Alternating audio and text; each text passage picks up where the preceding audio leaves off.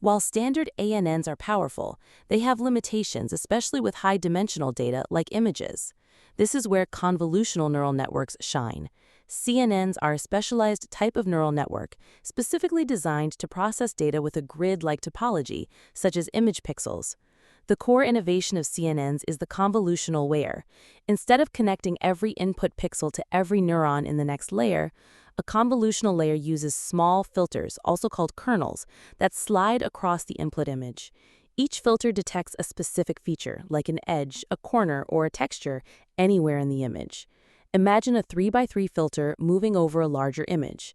At each position, it performs a dot product between the filter's values and the corresponding pixels in the image. The result is a single number in an activation map or feature map. This process is repeated with many different filters, creating multiple feature maps, each highlighting a different pattern in the image. A key advantage of convolution is parameter sharing. The same filter is applied across the entire image. This significantly reduces the number of parameters compared to a fully connected network, making CNNs more efficient and less prone to overfitting, especially with large images. It also makes them robust to shifts in object position. After convolutional layers, CNNs often include pooling layers, most commonly max pooling. A pooling layer downsamples the feature maps, reducing their spatial dimensions. For example, in max pooling, it takes the maximum value from a small window, e.g. 2x2, within the feature map. This helps to make the network more robust to small variations in position and reduces computational load.